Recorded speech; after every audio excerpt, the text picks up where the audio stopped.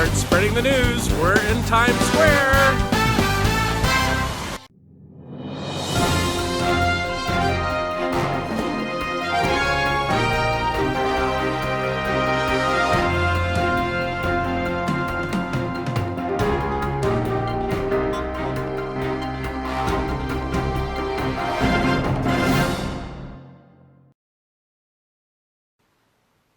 Hello and welcome to Squatchbot.com. I'm Darren Smith, and today we are packing our bag because we are heading on vacation. For those of you who have been following my channel, you may recall that prior to me moving into my home in the Yosemite foothills, I worked on board a luxury cruise line for nearly 18 years, and as a result, I have traveled the world extensively. I have been to every continent on the globe and have visited over 110 countries. I have seen some amazing things and have had some pretty amazing experiences. And I have also learned a few things along the way. Kicking off this video, I am going to share with you a few tips and tricks I have learned over the years that have made my journeys much more pleasurable.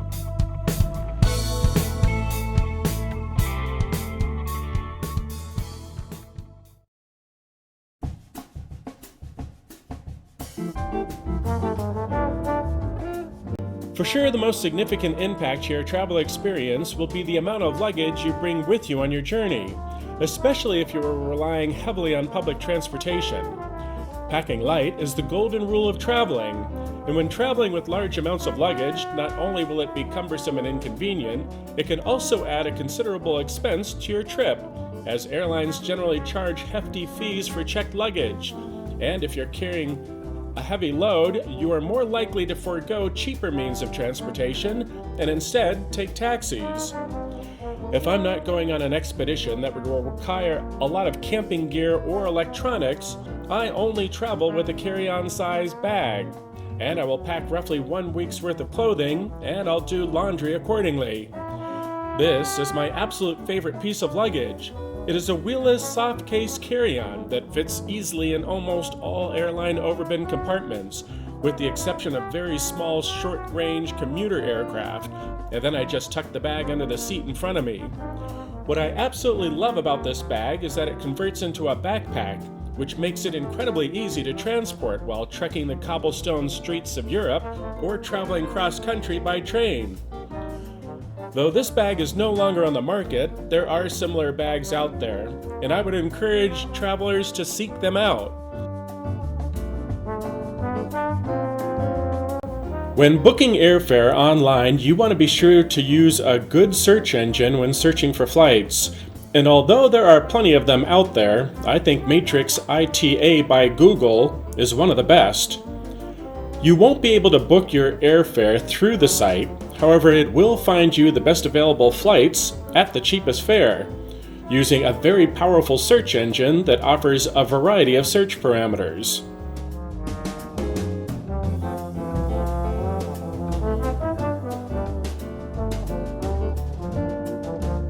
In this wonderful age of technology, there seems to be an app for everything. And recently, I was introduced to the American Airlines App, and I have to admit, I am absolutely blown away by how useful it is. During a recent flight I was on, a mechanical challenge arose, and as a result, the flight was going to be delayed in departing for several hours, and therefore the majority of the passengers who were on the flight were no doubt going to miss their connecting flights, myself included. So, while nearly 100 passengers lined up at the various available customer service counters, I opened up the American Airlines app on my phone, and it had already identified the itinerary challenge and was offering me alternative itineraries to choose from, and a phone number I could call for assistance.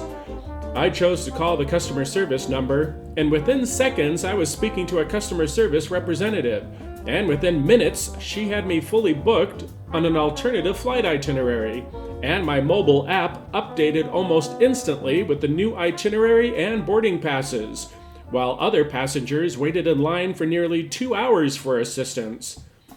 Not only is this app great for rebookings, it also has an abundance of free entertainment, and it updates with new gate information and other pertinent information to make your travels seamless.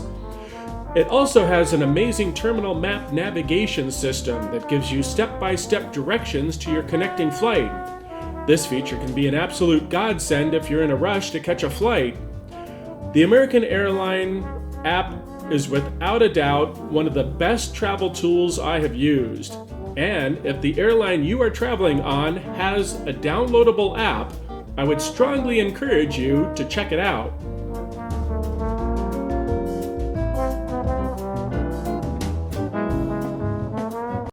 If you're the type of person who can fall asleep easily on the couch while watching television, I would encourage you to consider booking the red-eye flight and enjoy the perks that come with it. Evening flights are generally less expensive than peak hour fares, and they don't tend to sell out as business travelers and parents traveling with small children tend to book early morning or afternoon flights. So you may end up with a little extra elbow room, and without the kids, it may actually be a bit quieter. And with the flight departing in the evening, your travel day could be a lot less stressful, as you are not in an early morning rush to get to the airport or traveling cities during congested hours. Also, by booking evening flights and arriving at your destination in the early morning, you get to forego an evening hotel room expense. And many hotels allow pre-check-in bag drop-off, so you need not worry about having to carry your bag around with you until check-in. And by the same token, if your return flight is also an evening flight, you get a whole nother day of sightseeing before your flight home. And if you are looking to snooze on the flight, try and book a window seat so you'll be able to lean up against the bulkhead while you sleep. And be sure to wear a nice pair of socks so you won't be embarrassed about slipping off your shoes.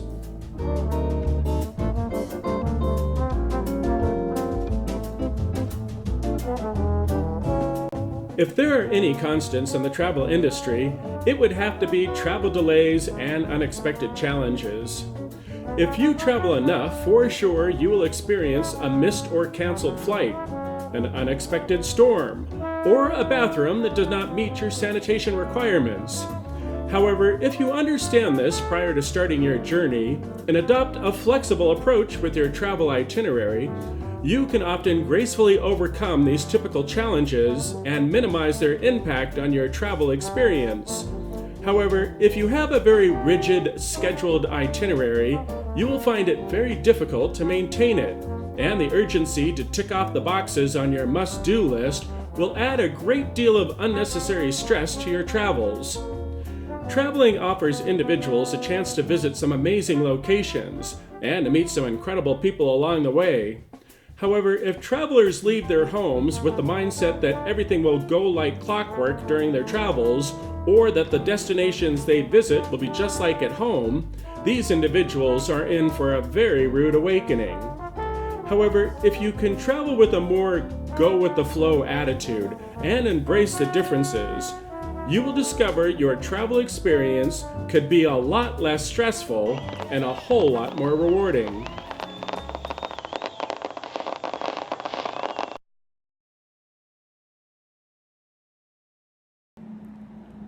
Hello and welcome to Squatchbot.com. I'm Darren Smith, coming to you from New York, where we have come to visit some of the Halloween haunts of New England and a cryptozoology museum that will hopefully help us on our quest. Rendezvousing with my good friends from Louisiana and New York, we were anxious to begin our Halloween festivities and to visit some of New England's favorite Halloween haunts. But before we left Manhattan, we did manage to take in a couple of Broadway productions, both of which were absolutely fantastic, and after a couple of days, we were on the road for adventure.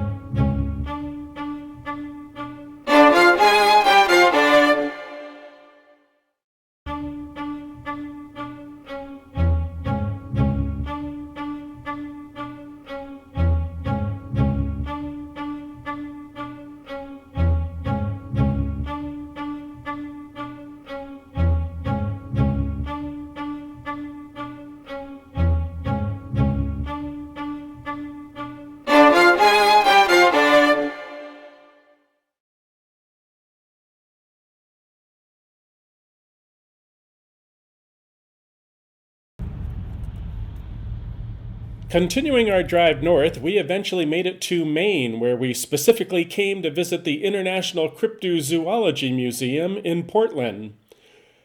The museum houses a vast collection of exhibits delving into the topic of various cryptids, and it features a remarkable collection of historic information and evidence regarding Sasquatch. The International Cryptozoology Museum was an absolute treasure trove of archaeological evidence supporting the existence of Sasquatch, and while there, I had the absolute privilege of meeting Loren Coleman.